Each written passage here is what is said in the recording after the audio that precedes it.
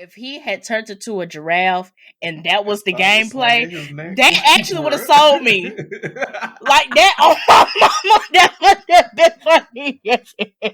He over here, wow. If he do it like this.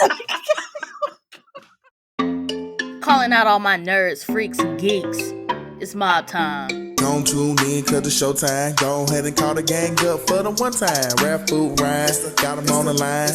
And my life's still great, I'm doing just fine. Hands up. What's up, y'all, and welcome to the Blerd Mob, your hub for all things black and nerdy. I'm your host, Phoop, joined by my two co-hosts, Ryun and Ralph. If you're listening to this on Spotify, Apple Podcasts, or any other streaming service, make sure you hit that follow button so you can get updates from the mob. And if you lovely blerds and nerds watching us on YouTube, make sure to like the video, subscribe to the channel, turn those bell notifications for future uploads, and share it with a friend. All right. It's episode 38 of the Blerd Mob podcast. How y'all boys doing today? I just want to note, Ryun didn't come in here with high energy like he normally do.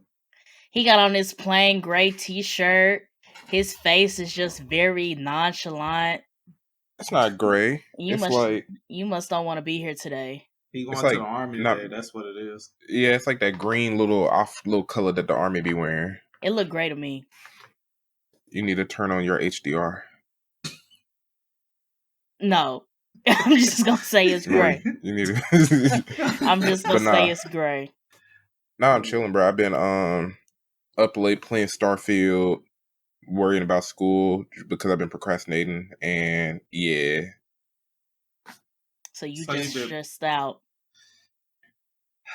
Not stressed, just managing time and like, okay, I'm gonna fill in this space with a game. I'm gonna fill in this space with school. I'm gonna lose space for sleep because I want to do both. So, priorities. I feel you. It's tough trying to get back in school. We've been out for a while. Man, it's just the fact that now this class got me writing. I like the last class because I was doing mostly math. Yeah. They talking about when you get into them classes, like, yeah, we need you to write an essay and we need you to write this. And then me, I don't write essays at work. I code. So then it's like, write this essay. And it's like, I don't know how to write words. I don't know how to formulate thoughts.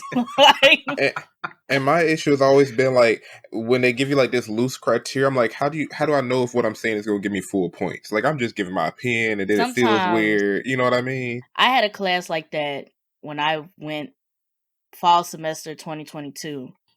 And I just had to type the essay. You just have to type the essay and just get the feedback and do bit on the next one. Because it's kind of like, I don't know what you're expecting out of me. I don't know how you really want this formatted. You know, I don't know how, what's your expectations. Because, the criteria is like, you can get a 7 if this. But I was like, okay. 400 word count and make sure to use correct spacing. Like, but how do you want me to word this? What is your intention? Really, you just got to write the essay. That first essay assignment, the thing with my class was, it was like 4 essay assignments. So that first one was just like, you know what? You just got to write the essay and turn it in. And then after that, they're going to tell you what you want. And then you're going to figure out, okay, I need to do this. You're going to figure out how they actually want the essay. And then the next 3 get a bit easier. But that first one, you just gonna have to write something. It's not gonna be perfect. I'm telling you. It's so annoying, bro. It's not gonna be perfect. The first essay is not gonna be perfect, especially if you just not used to writing essays. That first essay is not gonna be perfect, but the teacher gonna tell you what they want, and then you just gotta bounce back. You just have to bounce back. It's just so annoying. Math has an answer. Either you got it or you're wrong. You know what I'm saying? Sometimes though, with essays, in one class I had, I kind of found like the loophole, and it's kind of like you just write your thoughts. They really can't flunk you because this is how you think. Like if you go completely left field, they'll just be like, "What are you talking about?" But if you share your opinion, have some, some thoughts together, and write them correctly, they'll be like, "Oh, okay, there's just a different point of view of looking at this problem, and you got it." Different POV. Man, but what y'all been on? There go Ralph with that adult ass. Work. Work. You know what I'm saying? Work. Life. Ralph, I will when not be attacked on this podcast today. Ralph do that heavy ass I sigh, will you just not. know. Look, and with the stretch too, Phoop. Work. There he go with that heavy ass. Work. But nah, for Anyway. real, Ralph. But in realness, I finished Spy Family. I'm caught up with Spy Family. Caught up with Jobless Reincarnation, I believe. Spy Family was really good. I enjoyed it. I enjoyed Anya's character. I fell all the way off of Spy Family. I fell all the way off with Spy Family. It was just it started becoming redundant to me. We weren't really getting to like the point. It was just it started being silly to me. And I get like it's a slice of life anime, and maybe I'm just not a slice of life person, because I was just like, y'all not really getting to the point. It's silly. Okay, now there's a dog, and I was like, okay. I essentially agree with Phoop. I'm a battle shonen junkie. After it got a little too slow, I was like, it's cute, but I'm not gonna wake up every Saturday or whatever to watch this. That's what I'm saying. Like, even the silliest of animes I watch, they fight sometimes. Somebody gets punched. Somebody throws bows. Like, even in Sailor Moon, as silly as it is, them girls was fighting. Like, I might come back to it when I'm just bored and binge it, but I haven't been bored lately, so it's like, you know what I mean? I don't know. I see Spy Family as like a palate cleanser. Like, it gives you a break from your, the action-packed anime that's like gonna have you on edge every episode. I can see that. So it was good for a break, I will say. I would say, after watching the extremities of JJK, yeah, let's go watch some Spy X. That last JJK episode. Woo. Oh, they're getting into it. They're getting into it. Hey. I am not prepared. Every time I see that intro and just seeing like that intro was cold. Like the no spoilers from the manga readers, I'm nervous for everybody. I'm nervous. It's finna go down. And I like the fact that they got the second episode, the end of the second episode. We in there. They skipped straight to October 31st. And so the rest, I already know the rest of the season finna be heat. Mm-hmm. We about to be action packed. Like they wasted no time. It wasn't like, oh, we gonna do 3-4 episodes to build up. Nah, we here. The one thing about JJK, they have mastered their pacing, because they know what you're watching it for. Like, yeah, you watch for a little bit of story, but you got that when Shibuya arc first started. You got a little bit of that. Now it's straight hands. I honestly just feel like, at this point we've met majority of the characters who are gonna be involved. We know the stakes, the background of majority of these characters. Like, Zero did a good job with starting point. Toge and Maki and Panda and all of Mekamaru and all them. Right, and then the first 5 episodes of the season, the hidden inventory arc already tells you where Geto and Gojo are coming from. So it's kind of like, yeah, we can hop straight into this. No plot holes, no issues. Y'all know what's finna go down. Mm-hmm. Strap your seatbelts in. We about to be in for a ride. Man, I'm finna do the roller coaster strap in, the seatbelt, pull the thing over your shoulder. You gotta hold it while you are. They gotta check and make sure it's all connected. For real though, what they did on their Harry Potter ride when the light go green, and that's I need to see the green light. Did we tell them that story on the podcast? We did. I wanted to be at the top. I did not want to be in that motorcycle, man. And I had to be in the motorcycle. I wanted to be in the motorcycle. She wanted to ride the sidecar. I wanted to be in the sidecar, and they had to switch us out. They said I was too thick for the sidecar. And I was like, hey, ain't this so they put us in the damn testing seat. They said switch. As soon as me and Ryan switched, both of them bitches went green. I was like, damn it. Mine went green both times. You rode my motorcycle we not ride. worried. We not worried about how your seats went. I didn't want to be in the motorcycle. I ain't want to be in the motorcycle. But man, I ain't been doing nothing. Like Ryan, I'm back in school. I'm doing one class this semester. It's been pretty straight. I guess with like not having the two classes back to back, I'm able to like grasp the information a little bit better, take the time out to read the material before we get to class, and actually like focus, and knowing that this is the only class that I need to focus on, and not like, oh, after I get out this class, I need to do something for the next class. Like I can dedicate all my focus to this one class. Work's been cool. Ain't no problems. I'm getting another tattoo next weekend. What you getting? Which one you getting again? I'm getting that Hunter X Hunter tattoo I sent you. Yeah. I just had to buy some numbing cream for it because my tattoo artist said it's gonna hurt. Ooh, I watched a video where you said you watched a what?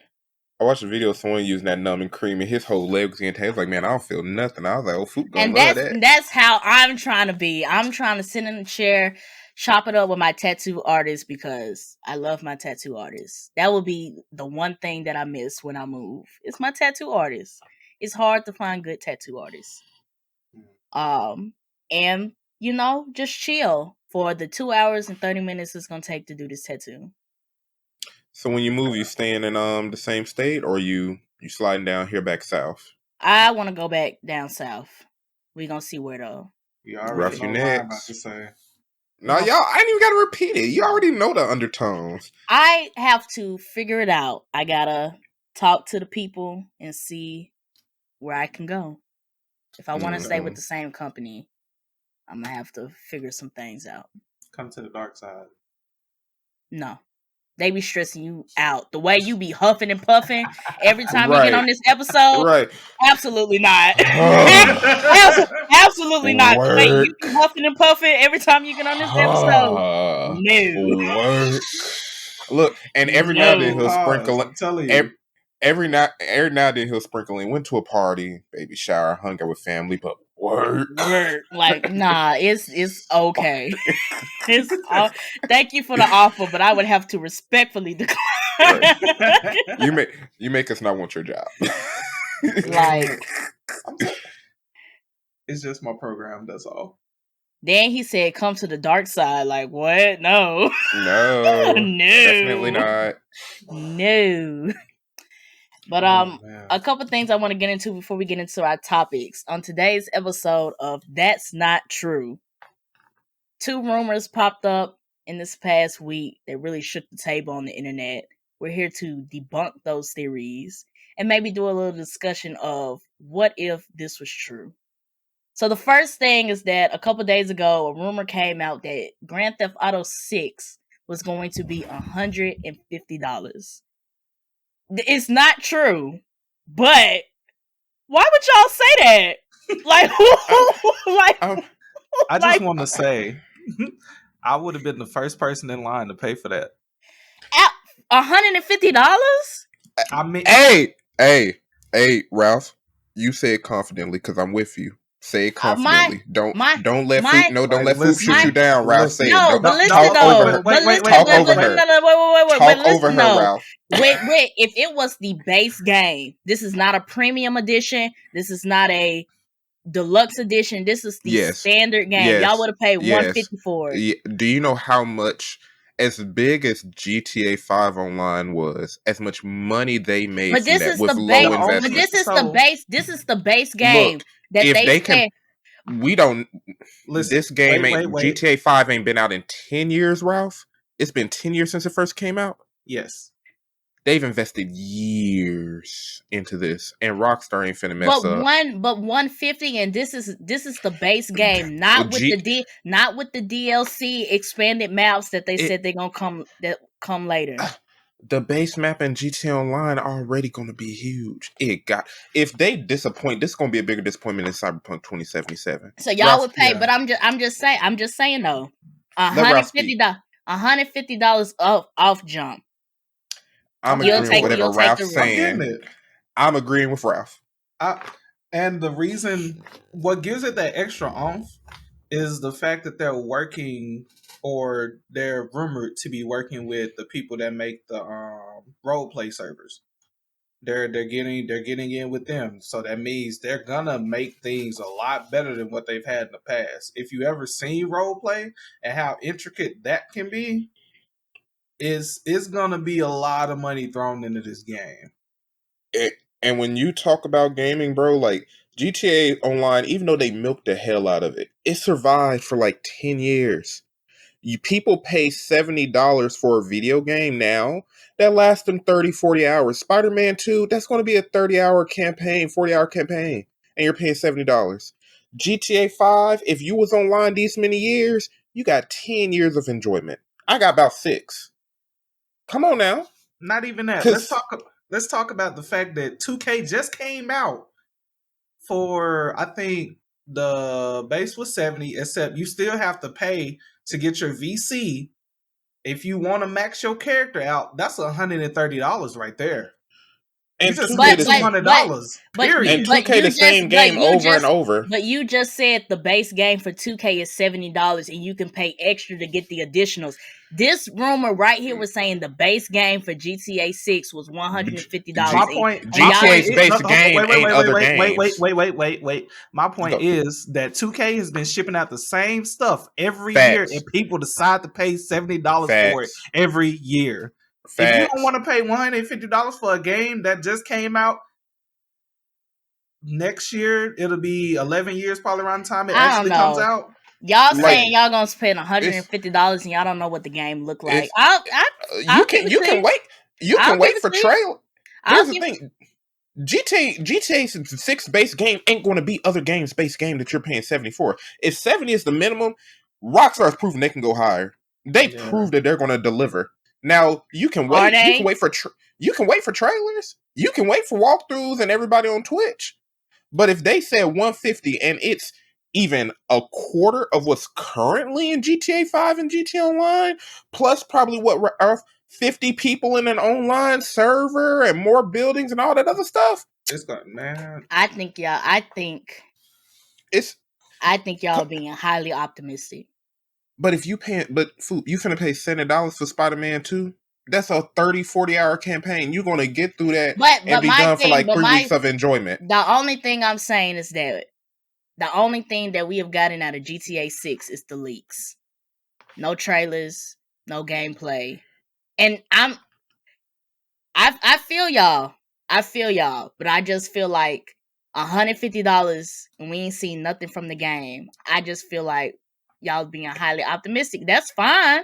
You ain't got to pay it instantly. You can wait. Here's the thing. If they drop it, and then I'm watching Twitch streamers and everybody say this game fire. But my thing is that y'all reactions just gave me that you don't care what's in the game. If they say it's 150, y'all going. Oh no! I care. No, they're gonna drop. That's not the vibe. They're gonna drop trailers. They're gonna drop. That's not the vibe that y'all just gave me. That's not the vibe y'all just gave me. Y'all, the vibes that I just got is that y'all don't care what's in the game. Y'all don't have to see no trailers. You don't have to see no release date. If they said that GTA 6 is $150, the vibes that y'all just gave me is that y'all getting it. No, we're saying that's not upsetting. We're saying that if they can deliver even a quarter of what all of GTA 5 and GTA Online had. So it's a condition. But that's what I'm saying. It's not bad. If 2K released some news like this, if Madden says something like this, come on now. If Spider-Man said, like Spider-Man, but that's 30 hours of gameplay. Oh, I mean, if they said 150 before the game come out, I'm just finna be all the Spider-Man. I'm finna be Spider-Gwen and everybody across New York, Brooklyn, Chicago, and LA. But you see how your expectations for Spider-Man 2 is different from the expectations that you gave me for GTA 6. That's all I'm saying. They ain't deliver $150 worth of quality in the past. Ain't nobody else done that. Nobody else has done that. So because of GTA 5, you are willing to pay $150 for GTA 6. I will preemptively not get mad. I will not get mad, and I will look forward after the trailers to get it. So is it $150? That's cool, but what comes with it? Yes. I will say the only reason I will put my eggs in that basket of me paying $150 is the fact that Ryan brought it up. Nobody has really ever done it. Only people that have come close is Mafia and Cyberpunk to make just an expansive world that can like continue to grow. Like people haven't really done with Mafia. I don't know why, but it can really be the same thing. And Cyberpunk ain't got no online mode that survived for 10 plus years. GTA has done what World of Warcraft does. Like, Fortnite ain't even hit 10 years yet, have they? I think they had like 7 right now. I don't think Fortnite has hit 10. I don't think that's what I'm saying. And people, when it come to Fortnite and buying all that, those custom outfits and everything, they done spent well over $200. The average Fortnite player who plays consistently spent that money. I will be the pessimist of this conversation. Is that I feel y'all on GTA 5, but I don't know if I could throw all my eggs in one basket to pay $150 for it. Like, I'm excited for GTA 5. I'm waiting for the trailers when they announce the actual release date. But just to go off a whim and be like, yeah, I'll throw down $150 and I ain't seen shit for it yet, I don't. Because I'm just looking at it. This is a highly anticipated game, and just going through the history of highly anticipated games that have come out and had hella bugs, has not met expectations, has come out and been a half-ass game. I feel y'all on the longevity of GTA 5 and what GTA 5 has done, but I just don't feel like I can go out and say, yeah, I'm going to drop $150 on the game. Given previous anticipated releases. Here's the thing, though. If you look at other games, Cyberpunk development hell. They was dropping issues. They were postponing it. We knew there were going to be issues. A company like Bethesda, who just dropped Starfield. Bethesda, if there's one thing they're going to consistently do, is 2 things. Make a good story with a lot of bugs. Bethesda always does that. GTA done said this game been in development for years. They've had time to play around. They still making money from GTA 5 Online to where they ain't gotta rush nothing. Mm-hmm. That I will place higher bets on GTA than any of the other games that went below expectations. And then even Cyberpunk, shout out to CD Projekt Red, even though they messed it up at first, they fought to bring it back up. And that shows that they try. It was their publisher who effed them up. Okay, we'll see. I'm not saying that I wouldn't pay $150. Just going off, not seeing nothing. I just don't feel like I would say, yeah, I'm gonna drop $150 on GTA. But maybe there's some people out there that was like, I don't care. You didn't like GTA 5 Online either, though, did you? No. That's majority of the cost right there. That's the price. That's what you're paying for. Well, that's what you're paying for. Well, let the deluxe edition be $150. Then, if y'all get like GTA Online, super perks, and all this other stuff, and pay $150, then have it. But shark dollars. Base game, $150 base game. I don't know. It better be amazing. All I'm saying is they put all this time. I will agree with you, Phoop. They put all this time for them to go and say if this was true and it was $150, they better put all their chips in this basket. That's all I'm saying. And I'm not saying that they not. Like, y'all got some valid points on why it would be worth it. But GTA 6 to be $150 off rip. I'm not saying that it wouldn't be worth it, but I'm just saying, like, $150 base game. It has to come with something.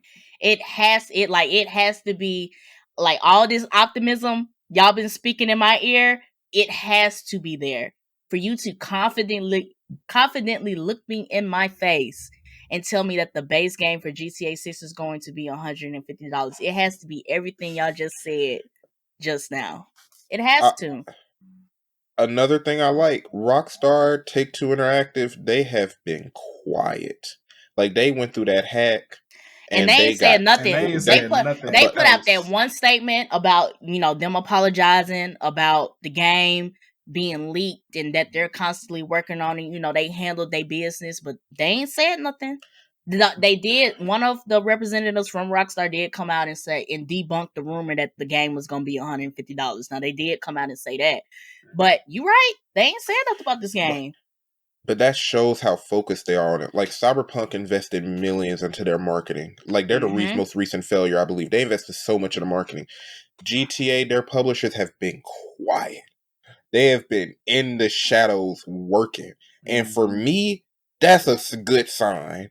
For me, that's a good sign. That means they got their heads in the computer trying to figure out how they can make billions of dollars again off the next GTA without all the BS that other games got to do, like loot boxes and all that other crap. I feel you. The way that games have been coming out, the pricing tiers, $150 for the base game was just like, what? But if they do this big GTA showcase and the base game comes with 10 features, 2 of the features we already got from GTA Online, and then the other 7, 8 are stuff that we've never seen before, like they finna take it to a whole nother level, I feel you. But it has to be worth something. It has to be. Like the silence may be like they in the lab, they cooking. That could be the silence, or the silence could mean something else.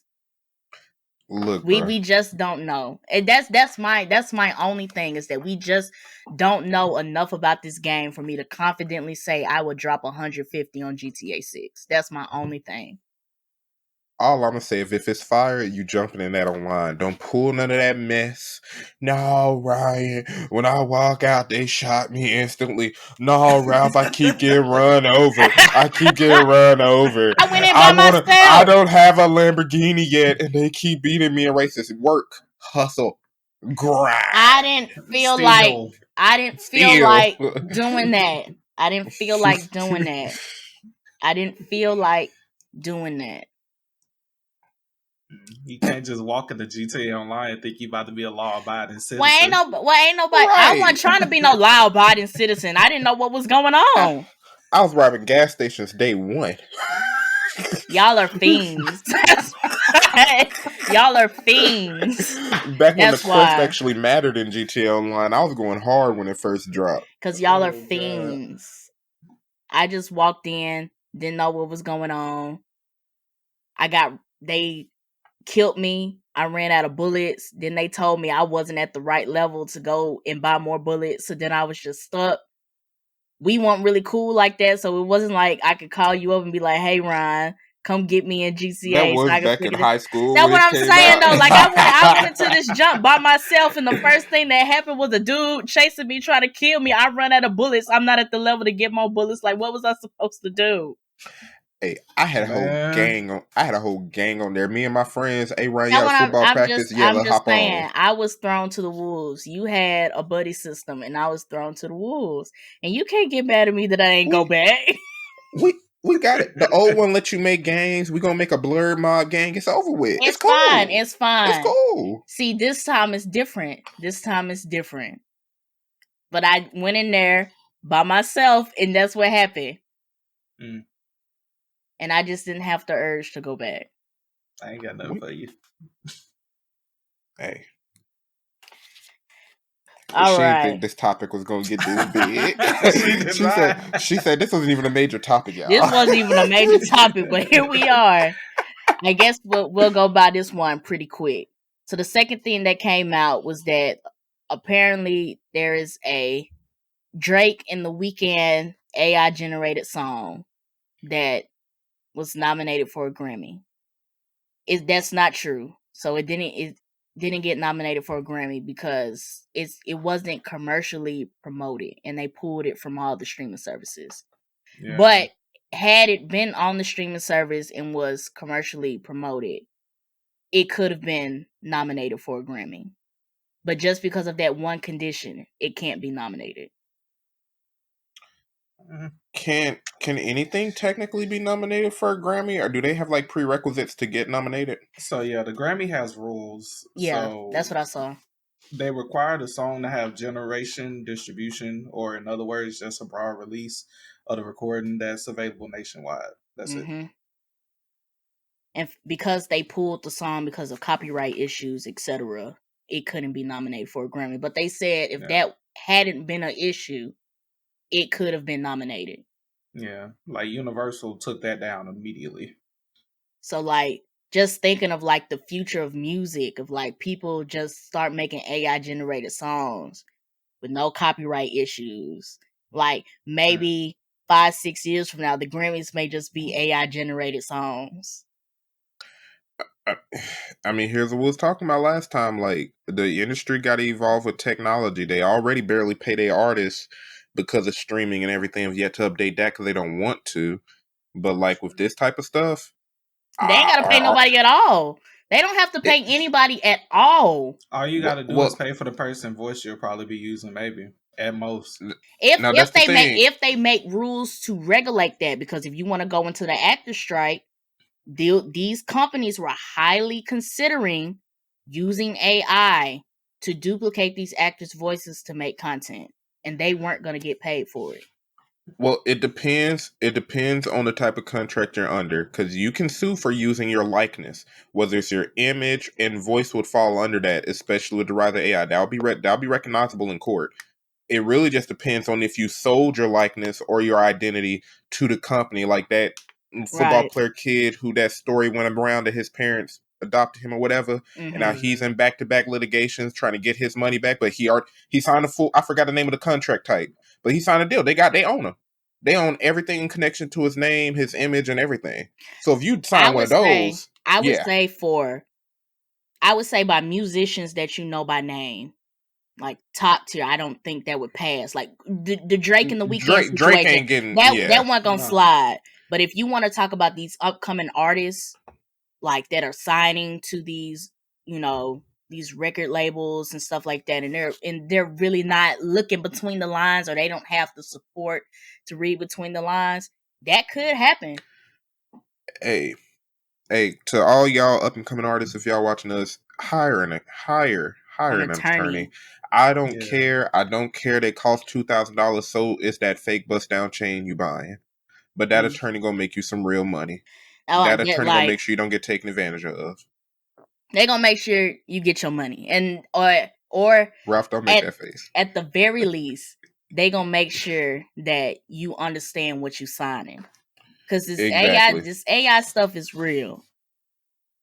Like you could sign on, and they told you they gonna give you this big chain and these cars, and at the same time, the only thing they got from you was one song, and they done made a whole AI generated album. And the only thing you did was make one song, and the song that you made not even on the album.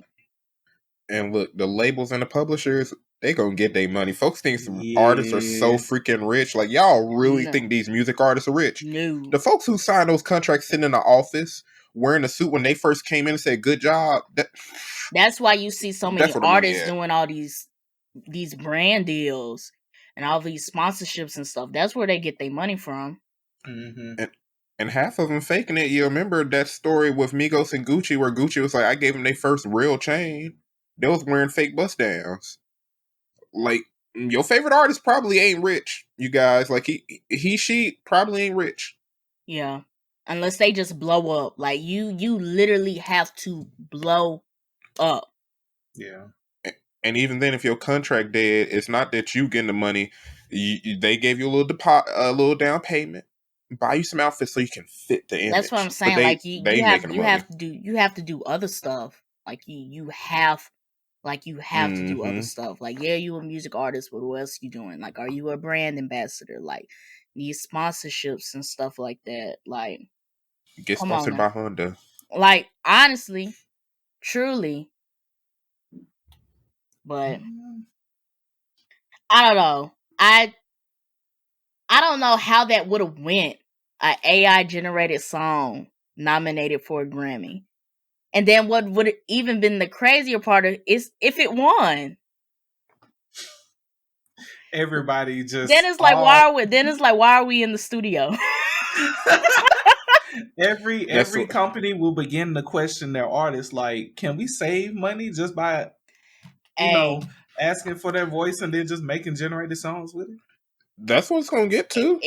That would have been a dangerous game, especially like I was saying before, for these up and coming artists, would have been a dangerous game, because there's like, when artists start out, they have their own style, they have their own flow, or they have their own image, and then they get signed to these record labels, and these record labels, you know what would be really cool if you did this, or if you sounded like this, or you do mainly hip hop rap, but what if you did a pop song? And if that up and coming artist wasn't down with that, okay, that's fine. We have your voice. We're gonna make this AI generated pop song. Mm-hmm.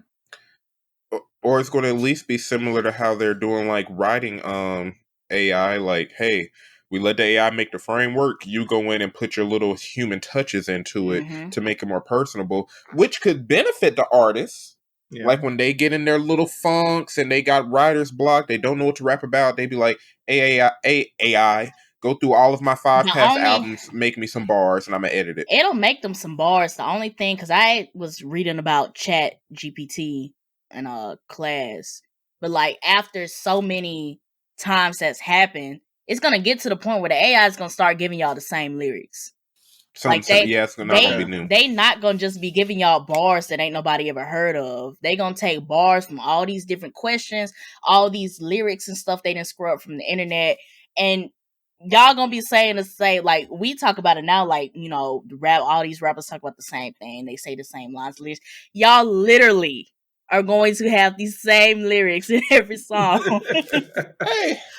hey, to a degree, if it works, it's not just rap; it's all types of industries. How long has pop artists been talking about love and broken hearts for the past 40 years? Pop artists don't write their stuff to begin with. And give me one pop artist that write their own songs. Neo, the writer for everybody else. Man. the one who writes everybody else's songs. Man, listen, Neo. When the last time Neo did made a song? What was that song? Ain't nobody's coming to the phone. Got to change the answer machine because it says we're not home. You went all the way back there. You know how many songs Neo didn't make it since So Sick? I'm so sick of love songs. I gotta look it up. I don't think that was his. I don't think that was his latest. You could have said "She Knows" with Juicy J, and I would have let you have that. But you went back to So Sick. You didn't even bring up the Pitbull collaborations. You went back. Bring up Miss Independent or nothing. Hey, listen. So Sick be coming on so much on my freaking R&B playlist. I can't even cap. Oh my god, Miss Independent did come after So Sick. You right though. That is hilarious, Ryun. Hey, I'm so sick. Apparently, Time of Our Lives came out in 2015, which sounds about right. That sounds about right. Yeah, that sounds about right. Yeah. So you could have said that one. But it's almost been 10 years since high school. Yeah. You could have said a lot of songs except for So Sick. You could have. Man, you could have said Closer. Yeah. And that would have been closer to this new music. Hey, all I know is Neo putting money in everybody's pockets and his own. Shout out to him. Oh man. Topic change. I feel not too much on me. Not too much now. But let's get into these actual topics because y'all are silly. 30 minutes later. 30 minutes later. Then our first topic of the episode. Here's what we really came to talk about. Oh man. Well, we got hella gaming news. Let's go ahead and get into it. We were talking about the strikes and the AI stuff, so I want to start with this one first. It came out that the SAG strike may affect video games.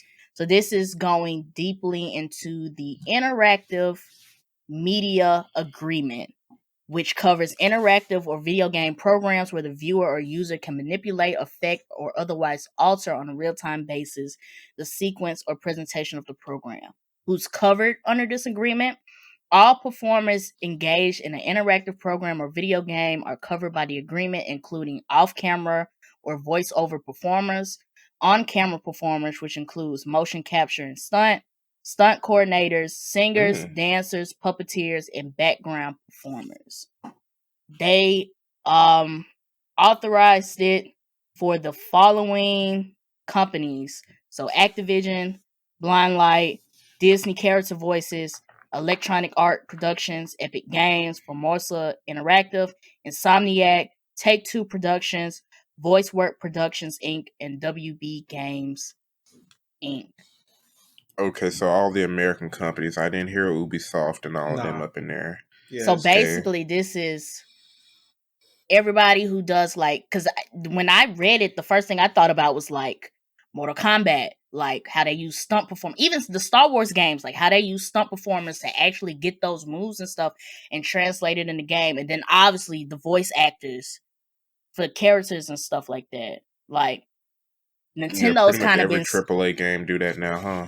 Right, like Nintendo. In my head, I was thinking like Nintendo could slide because some of their games the characters barely talk. Like we just talked about Link in a couple episodes. The Pokemon games are boxes where you just click through the dialogue. Mario, like the guy who used to voice Mario, he's retired now. They said they were going to get some more voice actors, but I mean, the biggest game that this affects as of right now, and it is probably one of the most anticipated games, is GTA 6. So I would think it would depend on where they are in production, though, right? True. They could have all of their lines down by now. It depends. We don't know if they how far along they are. I don't know what kind of process they go about it either. That's true. Yeah, like do they do their graphics and stuff first? Do they do the lines first? Do they make their feels first? We don't know which. That's true. I think this is going like towards like future games. Like what games are gonna get affected because they heavily use the people under this agreement in making that. Did they say Microsoft Studios or any of the studios under Microsoft? Activision. Yeah, Activision is in here. That was the first one. Okay. But then Microsoft also got Bethesda and all of them other ones. Yeah. So I just think it's just Activision itself. It wasn't Activision Blizzard. It was just Activision. So Call of Duty games. Did they say any Sony publishers? No. Because Sony's based. Okay. I mean, that's still a big chunk. Ugh. Hate them actors, but dang. I honestly think this is really where that AI stuff might start taking over. Because just think of like so many games that don't require voice actors, that don't really require stunt performance. So if they did need something, like, would it be that hard for them to get it? Would it, like, of course, yes, everybody who's doing voice acting and stunt performance, like, pay them, like, you know, same thing with the actors and stuff. But like, if they really just cut that off, like, how badly is the video game industry affected? Well, depending on the game, they do need the stunt performance because, you know, like those little like black or sometimes green when it's green screen outfits and they got the little balls on them. Like the more that technology continues to evolve, the more efficient and accurate and true to life like movements by humans look in game. So if you block them out, yes, it's gotten to a point where it looks really good anyway, and they could just replicate whatever they got saved. But then it's like you're using old data. That realism.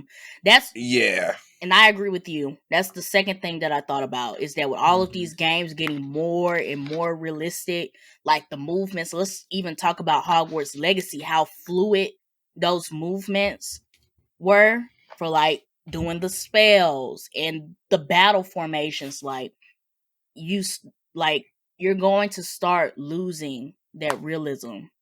Yeah.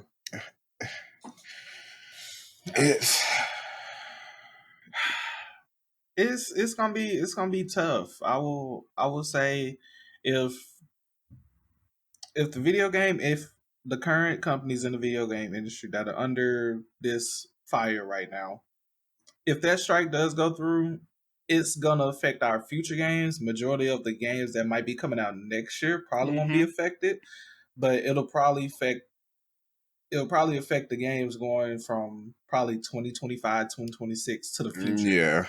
Ones that ain't even been announced yet. Like those games that ain't got no real trailers yet, just teasers, they in trouble. I definitely agree.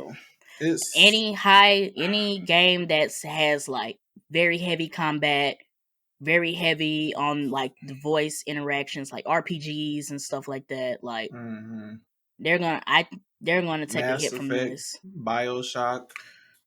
Well, BioWare for Mass Effect, I think they're not American. Yeah, and then if I remember correctly, I think they might be European. And CD Projekt Red, were they German? They're not German. But BioWare and the BioWare for Dragon Age, Mass Effect, and another game, they're somewhere else, I believe. And CD Projekt Red is somewhere else, I believe. Doesn't EA do the sports games? So isn't 2K? Madden and all of that. Not 2K. Not 2K. Who does 2K? 2K is someone else, correct, Ralph? Like EA does NBA Live and then Madden. I think you are like, yeah. Now that I'm thinking about it, 2K isn't EA. Yeah, forget who owns 2K. Dang, I cannot remember. No, they're under Take-Two Interactive. Okay. Yeah. So they do, but they still get affected, but not because of EA. Mm-hmm. Yeah, but EA also has other stuff, like, for example, Battlefront, that Star Wars shooter, Titanfall, which is tied to Apex, I believe. We're not getting that again. I don't think we're going to get that. But then because it's tied to Apex, well, Apex is ongoing, so they could just take a halt. I'm not even going to do this rant right now. I'm going to wait. Go ahead. We're here. I'm going to wait. We're here. Battlefield, but that was already trash. Battlefield has been getting better. I tried it recently. It's actually been getting better. Now, Apex, on the other hand, they need to throw that shit away. That shit needs to be in the garbage. Go ahead and start on the second one. Because why we still... you an Apex streamer? But I guess coming back to the point of the conversation, the reason why I was trying to look up games under these publishers, I feel you, but it was just that the sports games and everything that they use to make that more realistic and to make it more interactive for the player and stuff like that, I can see that taking a hit. So, I wouldn't think all of EA's sporting games would take a hit, because I know at least for what they said recently, NFL and NBA players, I believe, have like an option to be actually included in the game, so they don't have to, like play their own voice. They don't have to be their own, kind of character kind of thing. But so where do they get it from? If the NBA players don't do it, who does it? They use outsource from so all of the basketball influencers, basketball TikTok players and stuff like that, they all come down and just perform all the movements and things like that. Oh, so they were already so. And I lied. EA does own BioWare. You was right, Ralph. They acquired BioWare in like 2008. So they got Mass Effect, Dragon Age, and a few other things. Mm-hmm. So would it be? But I want to talk about Skyrim's Bethesda with Microsoft. I want to talk about what Ralph just said about how they pull like influencers and stuff to do the work. So if they're not going to go through like, let's just call it a service that brings in like these stunt professionals and these voiceover professionals, do you think they might start going that route so they don't have to pay like these influencers?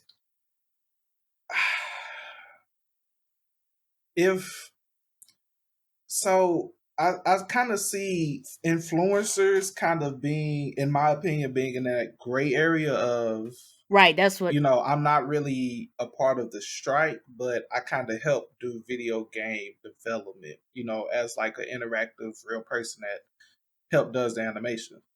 So it's a slippery slope, I will say. That's what I'm getting at, and it might be like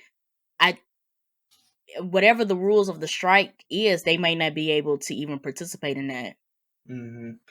Well, with the strike, the only people who can't like participate in movies and all the other stuff are the people who are like a part of the organization and pay like their membership some dues. influencers have contracts with some of these companies to promote like movies and stuff like that. Mm-hmm. And if that's what I was getting at, because when the actor strike started, I saw a thread on Twitter about what content creators can and can't do during the strike based on certain agreements that they have with some of these companies. Mm-hmm. Mm. Again, that's definitely a gray area. So that's all I was asking. That's all I was asking about. Free agents can. I do want the folks in this strike to win. I believe this is the best way to get stuff done in our country. You don't get stuff done by voting. You get stuff done by doing. Mm-hmm. But at the same time, for y'all free agents out there, this is y'all time to take advantage. I'm not trying to say go against the strike. I'm just saying take advantage. That's how I would be. Everybody need to try to eat. You know what I mean? It's like a yes and no to that, because if they take advantage, you're just continuing the cycle. You giving them a reason not to pay the initial people. But then it's also like there are some people who've been on their grind who ain't got nowhere because of the previous actors. Like I get it, it's obviously like a slippery slope, but like the folks who are just sitting there like, man, our opportunity's finally here. Hey, I would just put food on your table.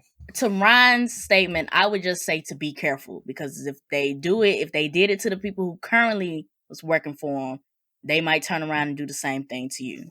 Mm-hmm. There is some risk involved. So I would just. I understand that the companies are trying to find loopholes in every which way, but do the right thing. But like, I just be careful. Be careful. Man. The real issue is how this stuff like overflows, because like companies going to try to make their money back. It's still a free market. Mm-hmm. When they start paying actors and actresses more, there's going to be one of two things. They're going to lower the amount of stuff they're producing to save on cost and only produce the stuff they know is going to make them some money, which kind of sucks with these streaming platforms. Or prices finna go up. Prices for movie theaters going to go up, because that's just how this stuff flows. If we want to look at like Disney and like Max, it's like it's already happening. Like Disney already put out a statement they were cutting back on Star Wars and Marvel content. Then turned around and said they about to increase the prices on the streaming services. Max cut when they did that CEO switch. They cut numerous projects and then raised the price for HBO Max. That's the thing, because they, at the end of the day, no company want to make less than what they made the year previous. And then it's a business. And then what did Warner Brothers came out with a couple days ago, that they felt like Harry Potter, Lord of the Rings, and DC were their top 3 IPs that they felt like were underused. If they really finna put the pedal to the metal and just focus on those 3 IPs, I'm sorry, but everything else under that might not get no love. Harry Potter was underused, though. We done had the conversations. Harry Potter was underused. Content wise, I would agree. But if you want to go theme parks and everything else that they've been integrating, I wouldn't say it's underused on that end. But if we want to go solely content, I would agree with you. Yeah, but that's the thing for y'all that like y'all merch is selling. My local comic book shop got a whole section. It's huge, whole little section just for Harry Potter. These movies came out years ago, and we ain't had no other series, no other movies, because they get in. But they get in the money from elsewhere. Content. That's why I said on the content end of the spectrum, I agree with you, because we only have those 7 Harry Potter movies and 3 Fantastic Beasts movies that probably shouldn't exist. Yeah. But all of the other income is people are still buying the books. People are still buying these DVD collections. People are still going to the video Hogwarts Legacy. But people are still going to the theme parks. So it's like on the content end, yes. DC, we can have a whole episode about DC. We already know. You don't have to say anything to me. And then Lord of the Rings, I would agree with that from Warner Brothers perspective. Yes. Let's exclude Rings of Power because it's not. They need to throw that boo-boo garbage away. If we want to talk Lord of the Rings, yes, Lord of the Rings has a heavy fan base for y'all to be doing nothing with it. Yeah, and a lot more games like Shadows of Mordor, which was connected to it was Middle Earth Shadows of Mordor, which is in the Lord of the Rings universe. That was a very solid game. Very solid game. And Hogwarts Legacy, like I know they got Harry Potter Lego games, but Harry Potter should have got a AAA experience. Hogwarts Legacy was amazing. Game of the Year contender. Harry Potter did get a AAA experience. I don't know if you remember that from PlayStation 2. But they were replicating the games, though. I mean, the movies, the games. That's true. The game that wasn't like that was that time where RPG. every movie. That's what I'm saying. Like that was during the time where every movie was getting a game, every IP was getting a game based off of the content that was showing previously. Like Hogwarts Legacy really broke the mold of that. We can create a story, we can create an interactive Wizarding World experience and not even have Harry Potter as the main character, not even mention the high level events and everything that went into that franchise, and they made a whole game out of it. Yeah. Like back when MMOs were big, people wanted a Harry Potter MMO so freaking bad. Like basically what GT Online became and Destiny Online became. We did. People wanted that for so long. Even Lord of the Rings, I think they do got an MMO somewhere. Unless that's Dungeon. Is that Lord of the Rings? I think so. Yeah. But just to bring it back in, the whole point of us going on this tangent was picking back off of Ryan's point that he was saying that some of these major companies are going to start focusing on the IPs that they know are going to make the money. Mm-hmm. So like, it's happening. It's happening. It's happening. But we do have some more video game news. I want to go to the next one. I really want to talk about this because I shitted on it like a month ago, and then I watched the gameplay, and I was like, you know what? Another Nintendo Direct happened August 31st. They showed, it was strictly a Super Mario Bros. Wonder extended gameplay showcase. They showed a little bit into the story. They showed off the new kingdom that we're going to be in, the Flower Kingdom, the new power-ups, the different mechanics in the game. So the badge system, all they put in like what? There's like 9 characters. There's hella characters you can play as in this game. It's like what, multiple Yoshis, multiple Toads, and they got Yoshis, Daisy, Peach, that purple bunny thing, Mario, Luigi, Toadette's in there, Daisy, Peach, Toadette's also up in there mixed in with the Toads. It's hella characters you can play in this game. The power ups, the bubble power up, the one that you turn into a drill. It was a third. I don't even care about the elephant no more. I was like, after seeing everything else, I was like, you know what? I will let y'all slide with this elephant. Like, they sold me. When I was watching the extended gameplay, I just looked at it and I was like, y'all really had a lot of fun with this game. Honestly. They had that elephant riding on a Yoshi. That's animal abuse. That Yoshi was fighting for its life. Someone called PETA. That was right. Where are the animal rights activists? Why is there an elephant riding on top of a Yoshi? Who put the elephant in the Yoshi cage? Why y'all do that? But like they just looked like they had so much fun making this game. And I also saw something on Twitter that the developers didn't have a deadline for making this game. It was like, you guys working on it, and when it's done, it's done. And I mean, when you look at it, I can tell. Like, there's what? Only a few people can really do that doing it work. Only a few people can do that. Yes, I agree with you. Only a few game very few companies can do that, and Nintendo is one of them. But I'm just saying though, when you look at it, and the part that got me, it just looked fun and whimsical. It was just when I first saw it, I was just like, what were y'all doing in this studio? But then I'm looking at it and I'm laughing. I was like, y'all was just really playing in the studio. Like, Lord, what? It looked like a good time when I went back and watched it. Hello, it looks like a good time. It does.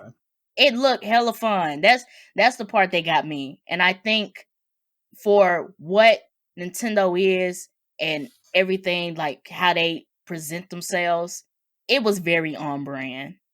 Yeah. Fair enough. It was it reminded me of like Yoshi's Island. Like if you ever play like the 2D Yoshi's Island, like it's a bit silly. Like the way that the graphics go, the way like the villains and stuff that interact with Yoshi. It felt like a mix of the 2D Mario and Yoshi's Island, like put together. It made into experience. Phoop said, "I'm sorry, Nintendo, give me my sponsorship back." Everybody. It was really the elephant. Like for that to be the first thing that you show me in regards to this game, yes, it was an elephant for me. It was the elephant for me. Like that really pissed me off. Like out of all the things you could have showed me on that game, you showed me the elephant. Yes. But then the extended gameplay happened, and then they're showing like all of like the badges. Like that's completely new. Like the different badges that you can select to get different type of abilities while you working in a level. And I was like, as I'm watching the gameplay and different stuff you could do, I was like, you should have just showed this first. You should have showed this first and then showed the elephant at the end. And then I would have been like, you know what? I still like it. The elephant threw me off, but I still like it. But the first thing you showed me was Mario as an elephant. Those little unique flower abilities that Bowser's chasing down, and it made the whole field move. That was kind of trippy too. I ain't gonna lie. That's what I'm saying. Yeah, like the whole, like, because when they first showed it, I was like, okay, why are we doing this? But then they talk about like we're in a new kingdom, so new kingdom, new power ups. Like we're exploring like a whole different terrain. They got new villains in there. Well, new enemies. I won't call them villains. They got new enemies in there and things like that. So they really like took the time to make this Flower Kingdom separate from the Mushroom Kingdom. So I feel like when you're playing this, there are going to be a lot of tidbits. Like they still got the Koopas in there and the Goombas and stuff with like the different twists. Like one of the gameplay things I saw was like when you touch that Wonder Flower, you might get turned into a Goomba. And I was looking at it like, this is stupid. But when when I'm playing it and it actually happens, I'm gonna be like, this lit. And I honestly just feel like they should have showed that first. Everything they showed in this extended gameplay showcase, I think they should have showed that first. They should have led with that and then said Mario can turn into an elephant. Yeah. I'm glad it made you happy. This game is definitely giving me what if vibes. Like, what if I was to pick this power up? Or what if I was to do this? What would happen? Right. It's like the randomness of it, because they was like, you can float in space, you can turn into a spiky ball. And it just gave me, like, we really don't know what's going to happen when I touch this flower. Yeah. I would just say that they sold me on the game. This extended gameplay sold me on the game. Past the fact that Mario is the elephant. Because I was highly upset. And that was what y'all pulled out your ass, was turning this man into an elephant. You want him to become a lion or something, or a giraffe? He didn't have to turn into anything. Panda. He honestly did not have to turn into anything. A giraffe would kind of be weird. I really just want to know its neck could like knock down the blocks above it or stuff. I mean, you saw that the elephant could spin his trunk. A giraffe spinning his neck. Come on now. That's not different. That's honestly, no different. I'm gonna be real. I'm gonna be so real right now. If he had turned into a giraffe and that was the gameplay, that actually would have sold me. Like that. Oh my mama, that would have been funny. He over here. Wow. If he do it like this. I'm not even gonna hold y'all. I would have bought it just because that's the stupidest shit you could have ever did. Okay. I swear. Like I would have been like, you cannot be serious right now. That's the title of the episode. So disgusted. That's gonna be the name of the episode. Giraffe would have sold me. The giraffe would have, but it had to be the gameplay though. It had to be if the gameplay was exactly as you said. Yeah. With him swinging his neck, knocking that bricks.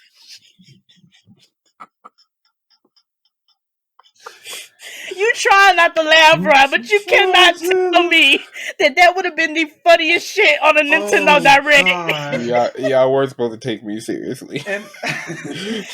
But I started imagining. I swear, I started imagining. And you know how Nintendo be so serious with these showcases. So this giraffe would have showed up, and they would have been on us, and they would have been over. They would have been dead serious. The hat would have been on his head, mustache on the tip of his nose. The overalls would have been on the body. They would have been dead serious. With like boots on each foot, on each hoof. Oh my God, I would have died. I would have bought it. Now I want a sticker. And I want a sticker.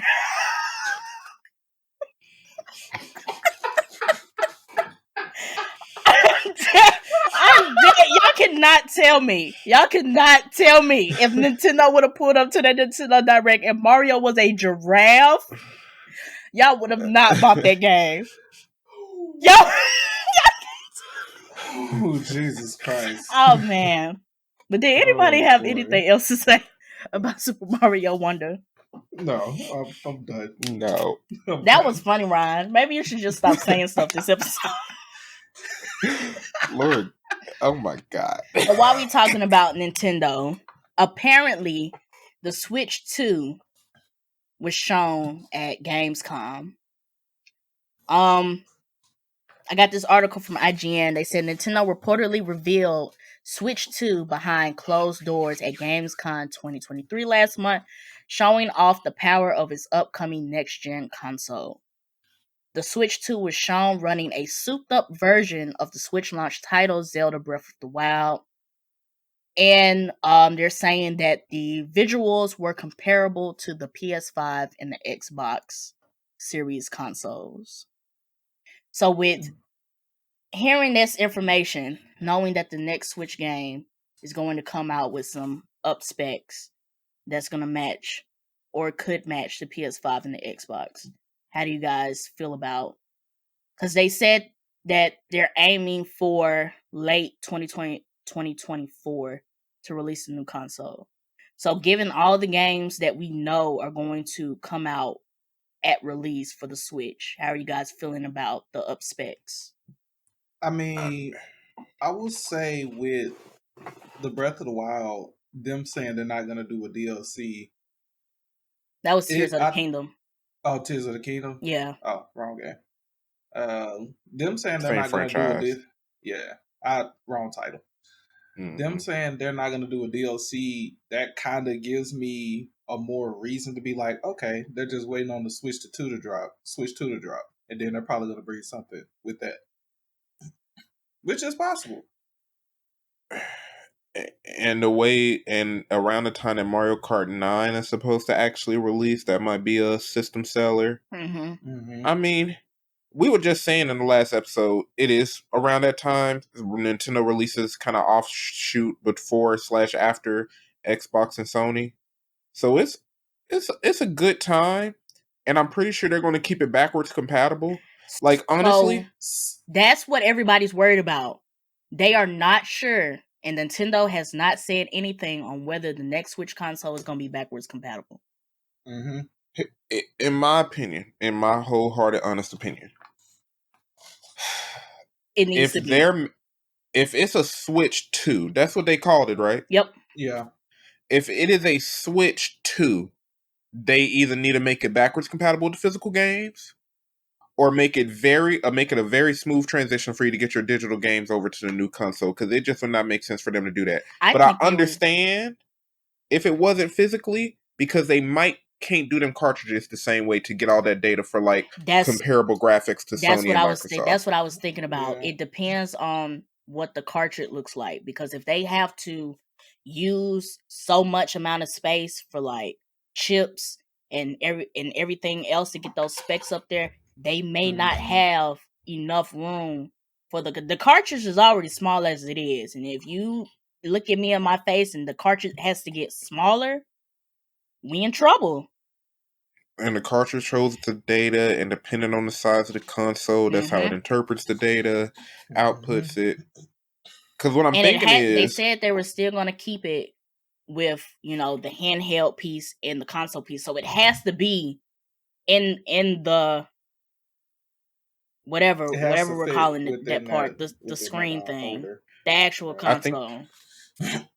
I think the dock is going to get some beefed up stuff in it too. Then, if they're saying comparable graphics, so that's at minimum 1440p. So you're saying the dock's going to do more? Because if we look at the current Switch, I would say that if we were to split it up, majority of the power is going to the actual piece that you put in the dock, and the dock just converts it to the TV thing.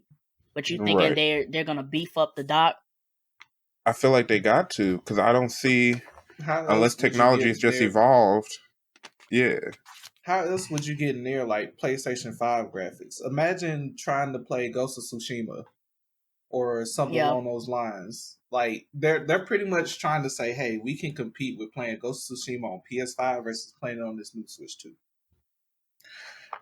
And that's what I'm saying. It's like the equivalent to like how far can you beef up a laptop versus actually having a desktop that has the full size fans and everything else. That's true. You know what I mean? Like the Switch is basically a laptop compared to the Xbox and PlayStation 5. I would agree. Yeah.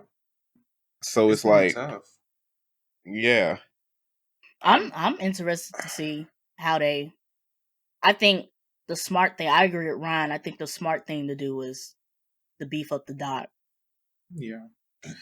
Probably like the regular game has its own like 1440 signals and all that, but when it's connected to the docks, they do some little tech magic to make it actually produce all the good stuff, higher frame rates and all that good stuff. Yeah. Because they can't be doing these 24 FPS games anymore. I mean, from a Nintendo standpoint, they kind of don't have much of a choice with Unreal Engine 5 starting to, you know, slowly become an industry standard engine. So they got to be able to keep up with that. That was the other part of the article. Alongside Zelda Breath of the Wild, they said that Nintendo showed off Epic's The Matrix Awakens Unreal Engine 5 tech demo running on hardware with the specs Nintendo is targeting for the future console. I mean, if Nintendo willing to compete, I'm here for it. I hate it when they said that mess saying we don't see Sony as Microsoft as competition, because in my opinion, it's a cop out. But if that was the case, to just agree with you, because like for you to say that and then turn around and get all these Switch ports of well-known IPs that launched on PlayStation and Xbox, you can't tell me that you're not trying to compete, because what would be the reason? And that's the thing, like Mario is a notable brand and it does have high brand power, but it's also like the more kids that are born and the more adults that grow up and they find new interests, you got to find ways to keep them. And now kids right now are spoiled. Look at the content they can get. Exactly. Why would I play Toonie Mario when I can play Toonie Fortnite? Mario has a big brand, but let's just be honest, it ain't been at the top, in my opinion, in a while. It ain't been that guy. It's really been like, I would agree with you, because if we look outside of Smash Bros. And Mario Kart, what other Mario IPs are really grabbing people's attention? Even looking at Smash Bros. And Mario Kart, look at how long it's been since they came out. You know what I'm saying? Like, we ain't hyping them up no more. They still doing tournaments. The thing, I have seen less Smash Bros. Tournaments, but Mario Kart is really keeping them. Like, they just did a Mario Kart tournament last week at Nintendo Live. And that's cool, but it's like now after the world came back alive after the shutdown, we've gotten a lot of fire games. They're getting more expensive, and Nintendo's probably going to raise their prices as well. They're going to have to keep up with the market. They got to compete. I would agree. The other thing that I got out of this because I was talking to a coworker about this like a day before the news came out that they had shown the Switch 2 at Gamescom. I was like, the Switch 2 has to up the specs. Mm-hmm. It has to, because I'm just thinking about like the Mortal Kombat release. The Mortal Kombat 1 is coming out on PS5, Xbox, and Switch. And if we just look at all of the other Switch ports and the fact that Hogwarts Legacy got delayed twice for Switch, they've been pulling out features so it can work on that console. That's not sustainable. Going forward for a new console, that's not sustainable for you to have game releases and I can't play the same way that these other people are playing on PS5 and Xbox. You're going to have to up the specs. Yeah, because developers treat the Switch like it's a PS4 or Xbox One. Like, that's what they got to treat it like. Mm-hmm. And y'all can't come out in a year or so and push out something that's barely on the level of PS5 and Xbox Series X, or y'all not going to get good ports. Some people can't have multiple consoles like the folks in this podcast. Most folks have like one console, their parents bought it, they got to share with their friends. Folks ain't just got money to throw away like that. So exclusives matter, but you gotta have those general releases as well. Like hardware. Like, even if you don't want to compete with Sony or Xbox, like on the game level, the specs have to be there. Yeah. Exactly. They have to be there. Even if, you stop doing Switch points and it's just Mario for the rest of your life, the specs have to be there. Even with Mario, the specs have to be there. Mm-hmm. We can't have all these glitches, dropping frame rates, games I can't broken. be playing Pokemon and my Switch heats up from the back. Like, it's you can't. Bro. It's not sustainable.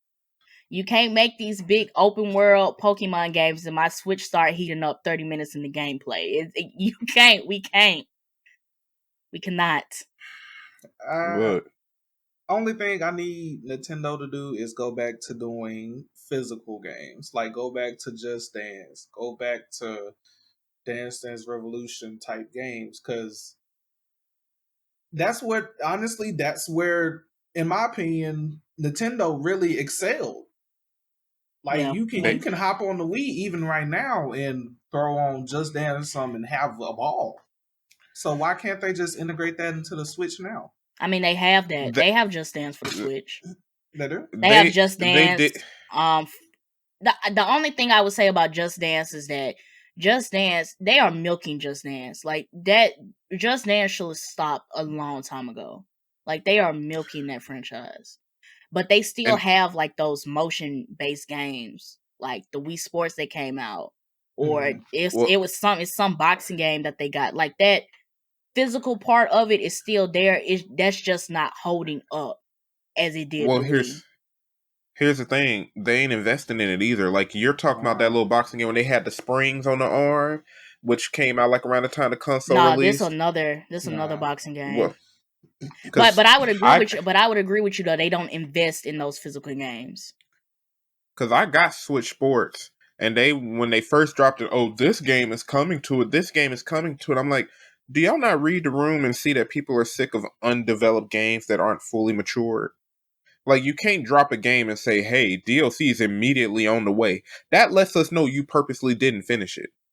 Yeah. Like, that's not going to make me invest in you. You dropped a Switch Sports. Give me a story mode like Wii Sports Resort. Give me 10 different sports. Don't say, I'm waiting to drop this. No, because now it's an incomplete product and you already ain't marketed well. I think I would agree with Ryan. I just don't think that when the Switch came out that the physical part of it was at the forefront. Because if you think of all the games that dropped when the Switch came out, these are all like sit down and play games. Zelda Breath of the Wild, Smash Bros, Mario Kart, like not really a lot of physical. Pokemon, like not really a lot of physical that you need to like. They put the physical on the side because you can do it. Like, we have programmed the Switch to be compatible with these games, but that wasn't really the focus.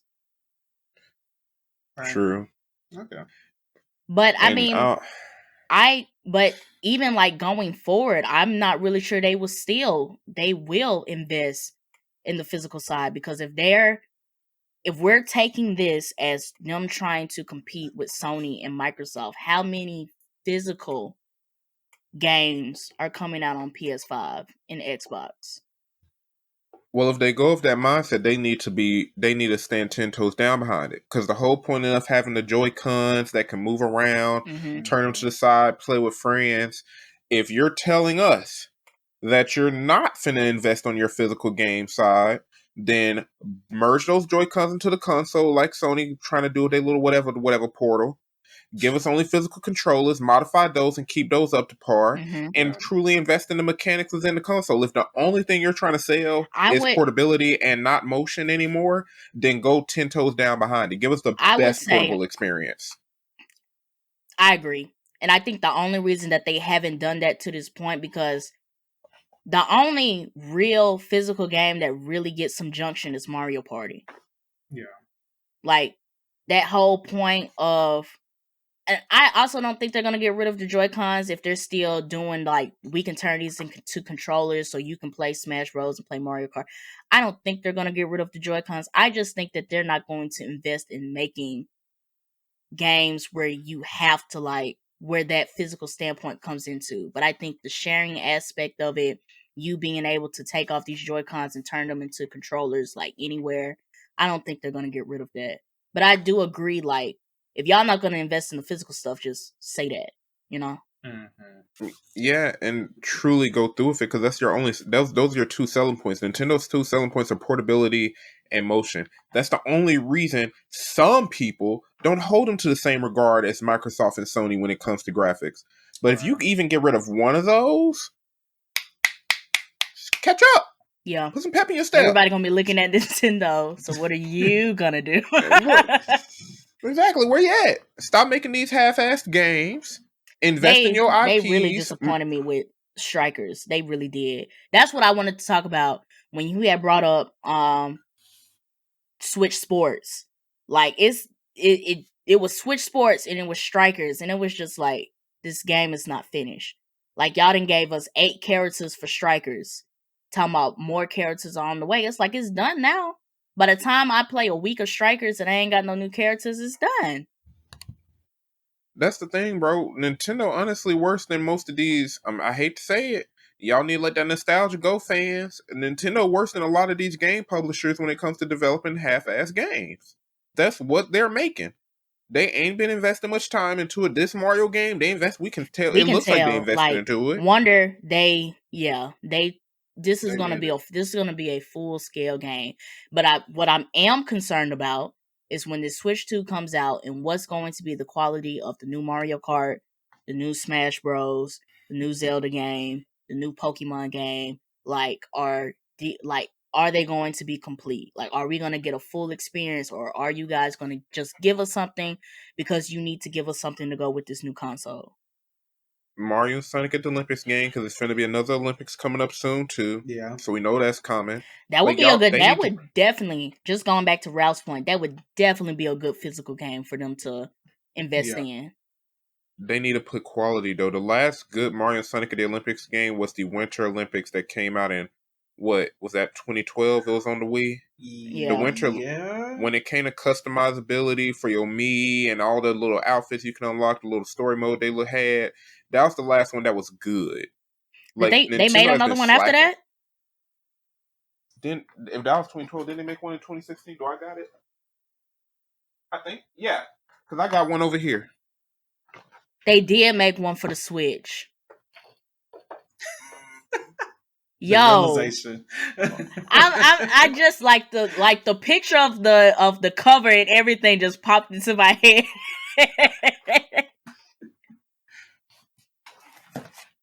They did. And it was lackluster. It was a lackluster experience, just like this one. He was finna. It was both lackluster experiences. He was about to let it out. He was about to let it rip. He said, especially this piece of this game. Because I was excited for it. Like, I played it for a day, and then I was like, "This is so incomplete." I honestly feel like they just did it just to do it. You know how like they sometimes put out games just because they feel like they need to put out a game. Mm-hmm. You can't do that when you're slacking behind the competition. I did, like, my last thing, and I'm gonna say this: if they were to invest more into motion games, that's their dark horse.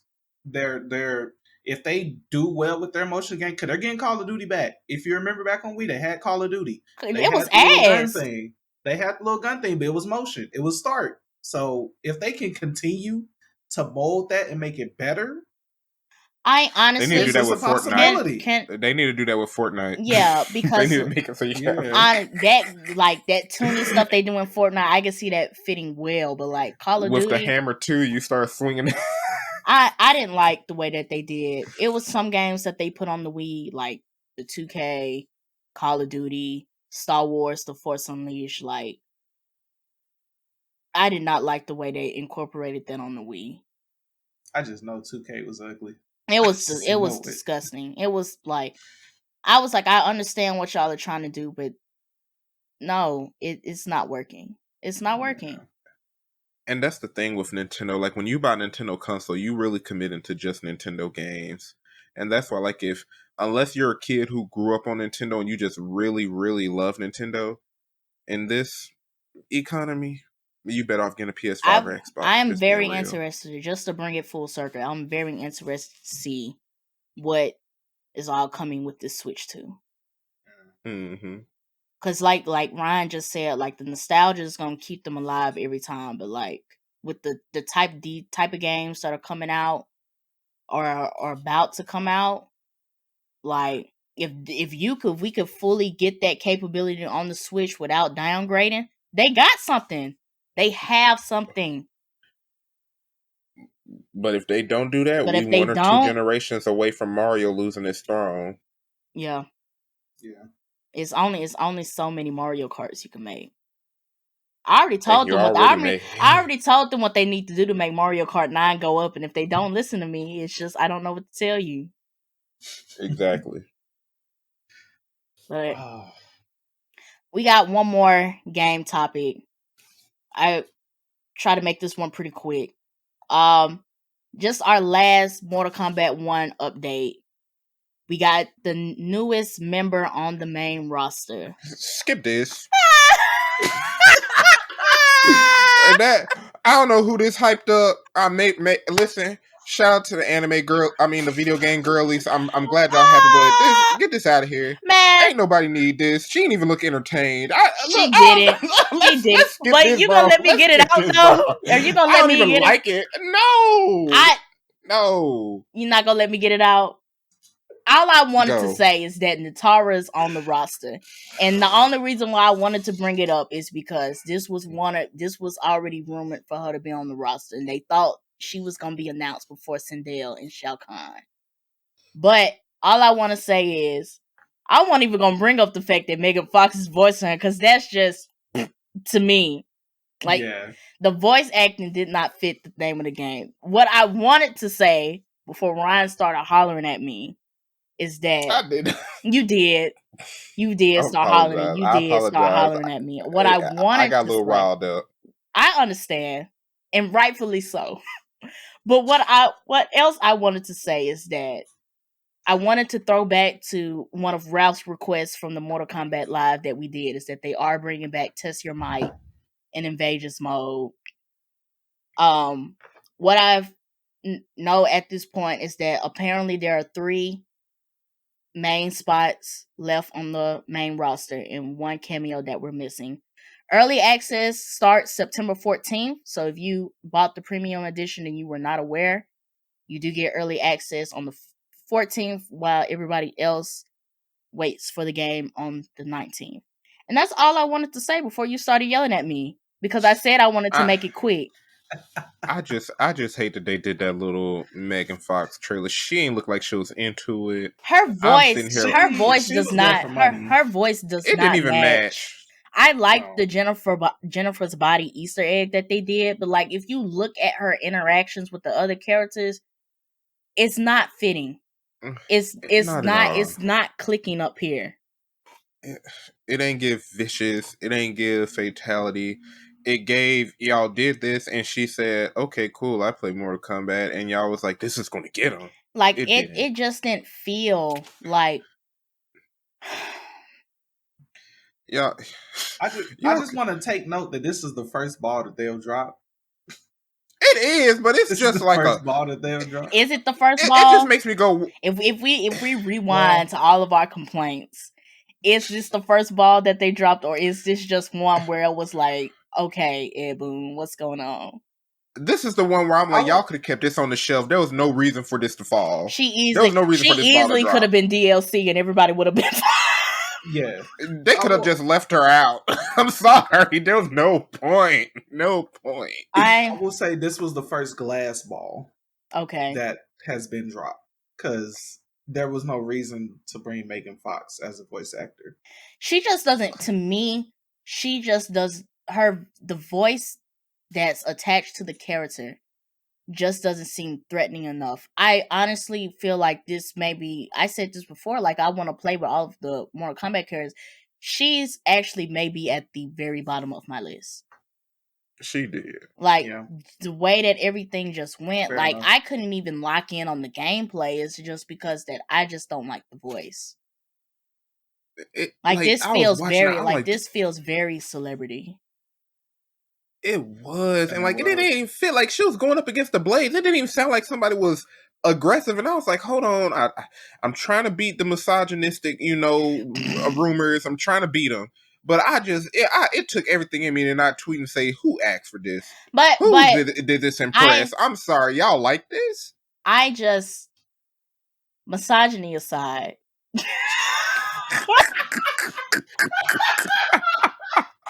Because I just don't feel like, me personally, when I saw it, I was kind of like, this was not on my bingo card for 2023 for Megan Fox to be a Mortal Kombat 1, and I honestly just do not feel like she fits the theme of Mortal Kombat 1. And this is not attacking Megan Fox. This is just like, what was the thought process of, let's put Megan Fox as one of the main characters on the roster in Mortal Kombat 1. Because we know y'all spent money on her. Megan Fox, she ain't done that many movies and stuff lately, but we know y'all spent money on her. You didn't need her to sell the game. Like, if you didn't know Ed Boon, the minute you showed that first teaser, we were already sold. We were already buying it. You didn't have to put Megan Fox in the game. They could have put 21 Savage in there since they made him for the last game. They could have made him Honestly, I would say this. Honestly, I would have preferred an actor or actress that has a voice acting background that could have actually put some emotion behind the character and not just went in the studio and said some lines, because that's all she did was go in the studio and say some lines. Now, I'm not that's what I'm like, it felt very celebrity in like and they added some auto tunes to it, right? Like, in the worst way. Like, you guys could have got anybody who's had some voice acting experience and who have like big name brands, like, these actors by name, but have done voice acting on the back end, and put them in the game, and it would have been fine because they would have understood the assignment and understood what needed to go down in this game. Y'all just put her in the studio and had her read some lines. Yes. She sounded the same way in that trailer as she did when she was sitting down talking. I just love Mortal Kombat. She did. I love it so much. That's what I'm saying. Like, there was nothing there. She wouldn't get some Alina. Oh, you think I'm trying to take your throne? And yeah, I just love Mortal Kombat. I just kind of feel like that was left field for Mortal Kombat. I was not sold on the character. I wasn't sold on the voice acting. I honestly feel like that would be the one character to me that feels out of place in the story mode. And I truly hope she's not heavily used in the story. But I just feel like that's just going to throw off the whole vibe for me. I'm not spending $150 on this.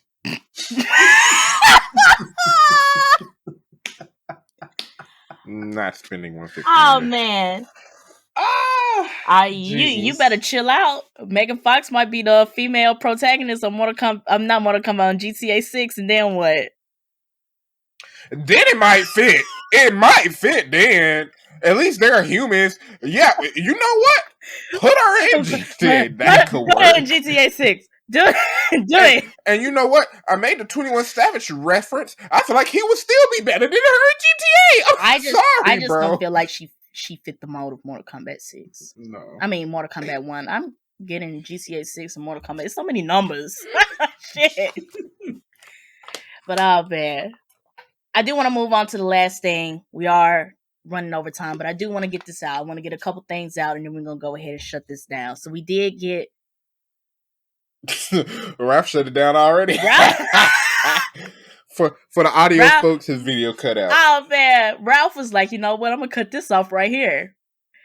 But the entertainment, we did have some entertainment news. He did say earlier that he didn't have too much to say. Well, he could have said he was leaving, though. I didn't think that meant he was leaving. I also didn't think that meant he was leaving, but he also could have said, "I'm about to leave." We gonna see. We gonna see if he come back. That's crazy. That's real crazy. Maybe somebody should ask him, did his stuff go out? I'm gonna message him. She's going with the topic. Yeah. So don't break the meta. Why would you at me? Oh, shoot. Keep going. Keep going. Keep going. We got an episode to do. Oh, man. What I was going to say, so the entertainment news that we have is that we have a possible release date for Fairy Tail. I just wanted to bring that up because we talked about it last episode, that may be coming winter 2024. At a Netflix conference that they did, I can't remember where they said they were, but it was out the country, that the release date for Arcane Season 2 is somewhere in winter 2024. I've been waiting on Arcane for so long. That is your favorite. I'm excited. While reading all of this, I saw a tweet the other day that said the Demon Slayer training arc is being looked at for spring 2024. Reason why I wanted to bring that up is that we talked about the movies in the last episode. If the training arc is coming spring 2024, the movies may be closer than we think. We got a trailer for Tokyo Revengers Season 3, the final trailer for Gen V, which is the Boys spinoff, and then we got some more MCU pushbacks with even some projects removed from the timeline. Welcome back, Ralph. We thought you... For the audio only. For the audio onlys. Welcome back, Ralph. Please tell me. So apparently my browser ran out of memory, but I did have a slight... A browser runs out of memory? I don't know.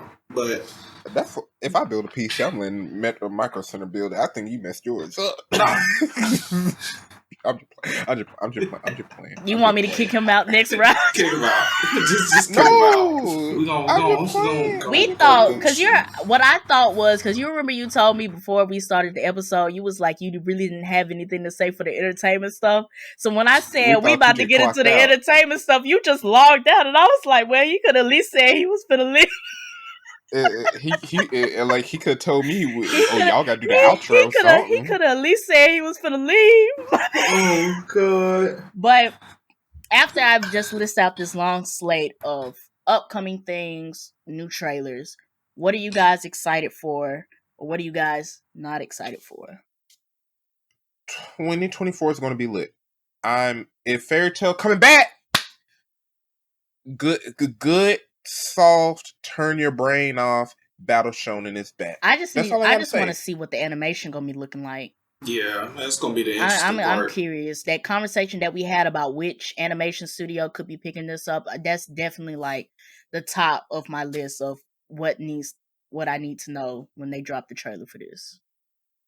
I wonder if this might be good because animation is what pulls people. At the end of the day, let's just be honest. Animation. So many people watch JJK simply because of that fight scene between Nanami and Itadori against that cursed spirit. So many folks tuned in just for that. If the animation hits, we might get some new Fairy Tail fans, and I want y'all to come. Especially with the magic. Like, I think with it being so many characters and all of these characters using different type of magic, they have a chance to turn it up. Turn it up. Was that it for you, Ron? Fairy Tail? I'm gonna watch Tokyo Revengers. It's repetitive. Takamishi's annoying, but the battle scenes be fire. I'm gonna stick to it. And Arcane is a masterpiece of a series. I know Phoop, that's her bread and butter, but Arcane's a masterpiece of a series. I'm definitely gonna watch it. No question asked. I'm gonna watch it. What about you, Ralph? How'd you feel about the Gen V trailer? It was good. It was good. I definitely enjoyed it. Knowing the fact that it's gonna fall after season 3, and more likely end at the start of season 4. It's a good, I would say, fill in, and just to get a break from the boys as hard as they go on their seasons and everything like that, allowing those actors to get some more screen time and other things. I'm alright with that. Like they did it good. Do you think this would be that moment? Dang, not his browser. For the audio only.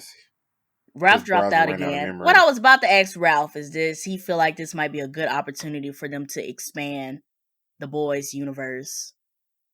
But I'll speak for Ralph. I guess we'll never know. I'm gonna speak for Ralph. I gotta replace this with. You know what? I think it might. You play so much. Do a good job. Especially since the actors get a break. Work gets to you. Work. That's so funny. I feel like it could do a good job. When he comes, when he comes back, we'll get more into that. But I do want to talk about. I want to go back to the Demon Slayer real quick.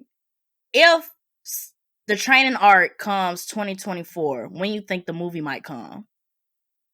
If the training arc comes 2024, is it early? It said winter 2024, it says spring, right? 2024. Spring 2024? So early 2024, I could see a movie. The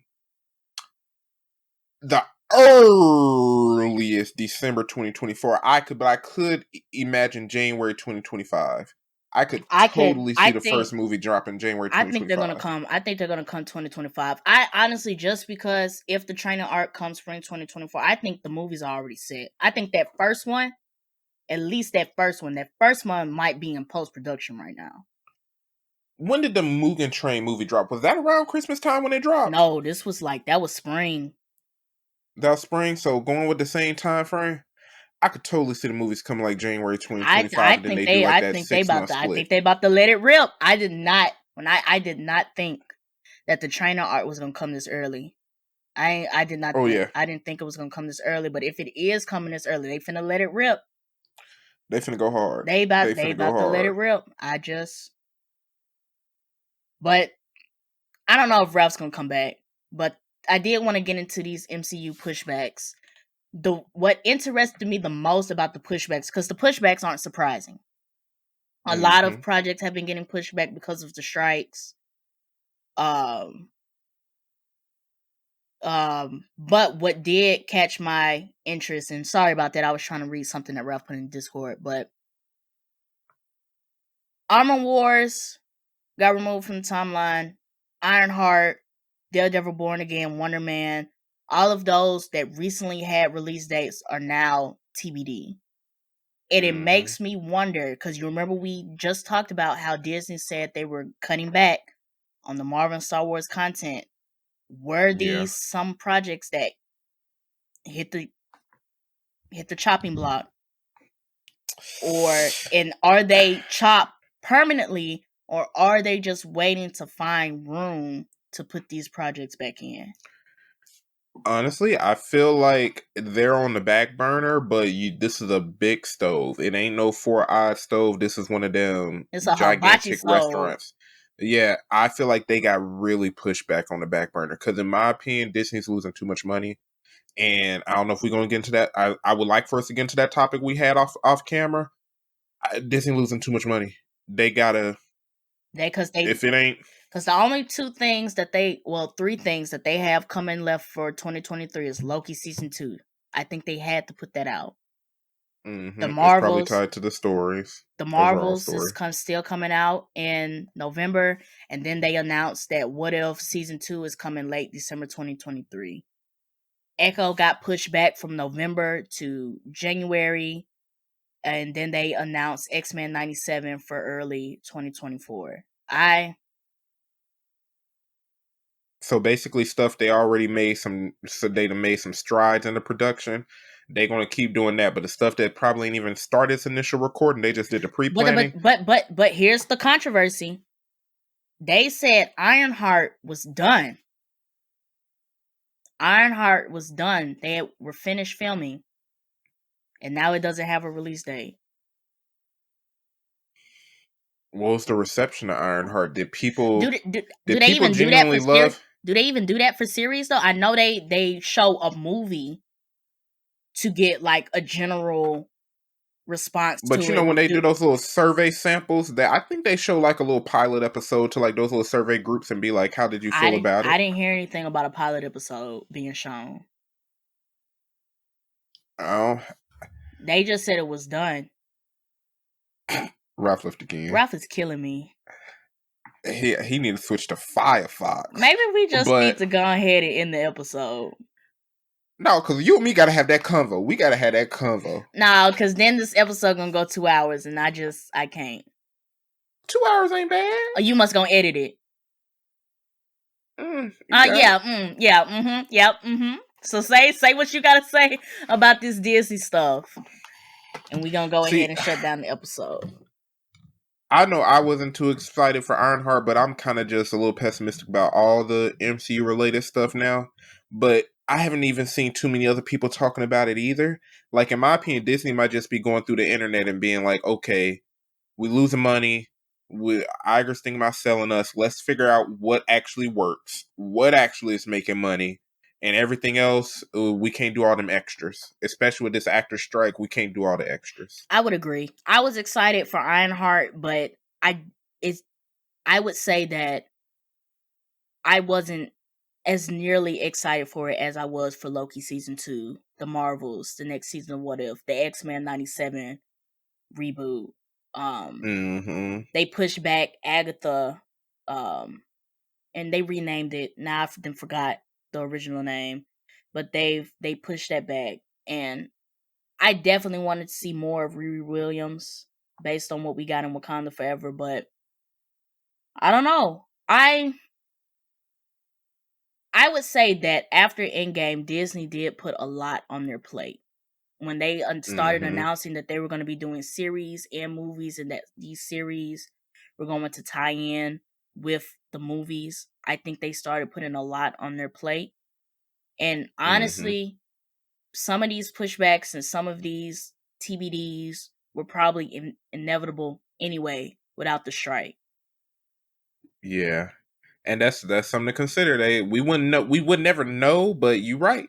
If they didn't see a potential good projections for it, got to shut it down. Because I'm just looking at, if we're looking at Ironheart as a series, and we're just looking at like Secret Wars did not get Secret Invasion did not get good reception. Yeah. If we want to go with that, like to me, like Loki exceeded expectations, so you have to prioritize that. But I don't know. I do hope. I 100% hope that they do put it back on the timeline. I don't know. I don't know. I don't know. With all of this business stuff, all of these strikes and stuff going on, they had a whole slate, and it just feel like it's falling apart. I have no idea where this is gonna go. Hey, every great kingdom got to fall at some point. Nobody lasts forever. Hey, I feel you. I'll do Ralph's intro if you want me to. Ralph's intro? See, you already got it wrong. Outro. You know what I meant. So you gonna do it? Stop. Yeah, I'll do it. What you was finna say to me? Nothing. Okay, well, Ryan said he gonna lead us out, but I'm gonna go ahead and shut this episode down. So we had a lot of topics, a lot of good discussion. It's been a lot of things going on. So very good. Another great episode of the Blerd podcast. I want to thank you, Ryan, and Ralph. Whenever you listen or watch this, thanks for showing up.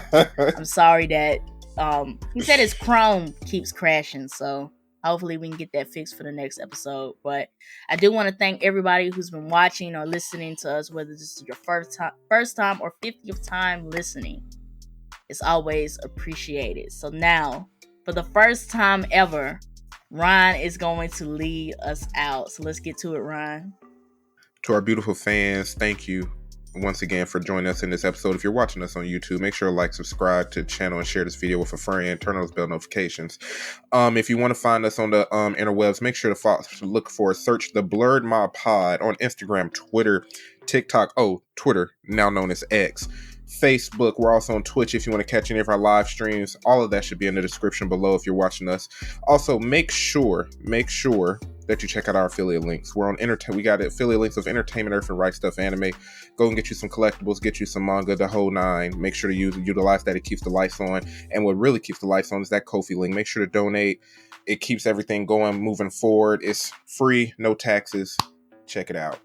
And that's it. I might probably missaid some stuff. Phoop looking at me crazy for the audio only, but I don't care because I feel good. This is the Blerd Mob signing out. Peace. That's a lot of effort and a lot of hate built up. At that point, if you hate on me that bad, I should unblock you. At that point, get your stuff. You know what I mean? Get that off your chest. Like, let me know. Like, do we need to schedule a boxing match? Do we need to go get in the ring?